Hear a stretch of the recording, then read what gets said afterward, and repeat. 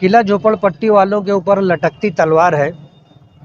मुल्क हमारे स्टेट के अंदर जो फ़िरका परस्त लोग हैं, पिछले दिनों आपके रिकॉर्ड में ये बात होगी कि नीतीश राणे मालेगांव आया था और मालेगांव आने के बाद उसने किला झोपड़पट्टी के लोगों को धमकी दी थी कि मैं बुलडोज़र लेकर के आऊँगा और 8 दिन के अंदर पूरी झोपड़पट्टी 8 दिन के अंदर खाली होना चाहिए, नहीं तो मैं बुलडोज़र चला दूँगा। इस तरह की बात उसने कही थी। अब बात यह है कि लोगों का ऐसा है ना, कहना है कि ये आसार कदीमा की जगह है फ़िरका परस्तों का, लेकिन ऐसा कुछ भी नहीं। ये सरकार की जगह है और सर्वे नंबर 109 में किला भी है, सर्वे नंबर 109 में खंदक भी है। सर्वे नंबर 109 में किले से लग करके खंदक के बाहर जो झोपड़पट्टी बसी हुई है उसको उजाड़ने का प्रोग्राम बना रहे।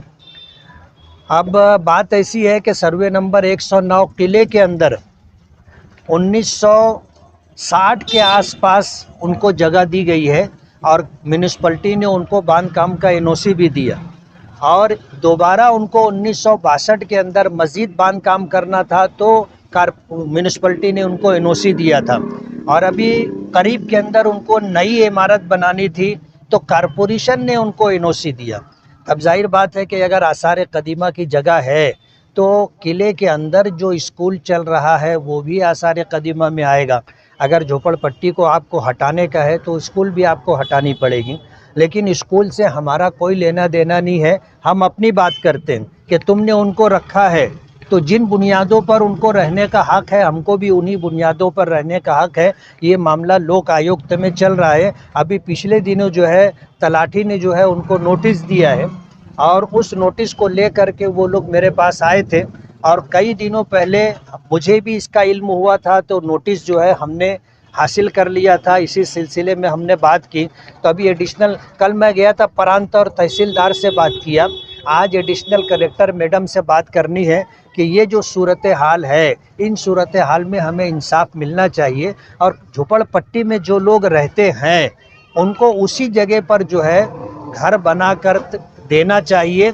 पिछले दिनों सूरज मांडरे साहब जब कलेक्टर थे उन्होंने यही आदेश दिया था कि इसका सर्वे किया जाए और लेआउट किया जाए और लेआउट करने के बाद इनको पंत प्रधान आवास योजना के अंदर घर बना करके दिया जाए। हम चाहते हैं कि यही हो। झोपड़पट्टी में बसने वाले यहाँ से घरकुल योजना में जाने के लिए तैयार नहीं है। उनका ये कहना है कि हमारा रहना सहना कारोबार सब कुछ इसी इलाके में है, उतनी दूर जाने के बाद हम लोग जो है इन सारी सहूलतों से महरूम हो जाएंगे। जब सरकार ने लोक आयुक्त के आदेश के ऊपर कलेक्टर ने जो है जब ये सब कुछ किया है तो कारपोरेशन हो चाहे फिर रेवेन्यू डिपार्टमेंट के लोग हों वो लोग हमारी बात माने और हमको इसी जगह पर रहने का मौका दिया जाए और सरकार हमें यहाँ बसाना चाहती है तो पंत प्रधान आवास योजना के अंदर घर बना करके हमको दिया जाए। नीतीश राणे ने इसी बात को मुद्दा बनाते हुए एक बात और कही थी कि रोहिंग्या और बांग्लादेशी मालेगांव में उनकी बस्तियां बसाई जा रही है, ये बात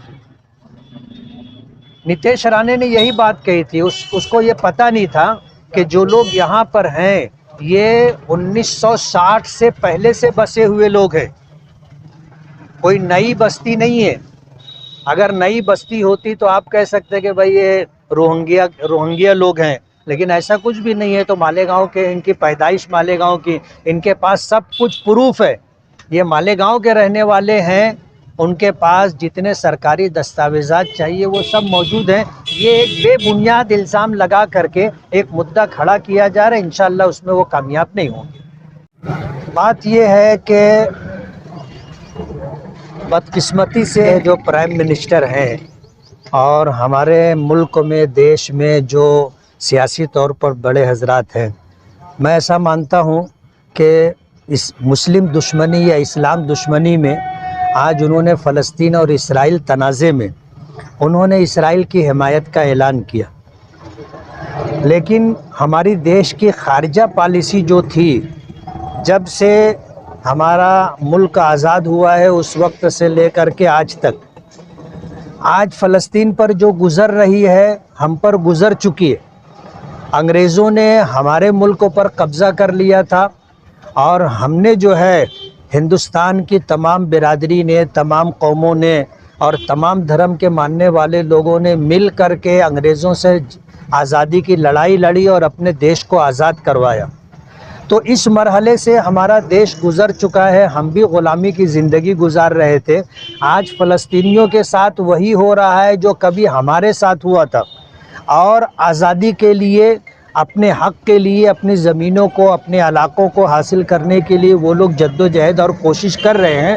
اور ہمارا دیش جو ہے ہندوستان، خارجہ پالیسی اس کی یہی ہے کہ فلسطینیوں کو ان کا حق ملنا چاہیے، یہی بات ہم نے کہی تھی۔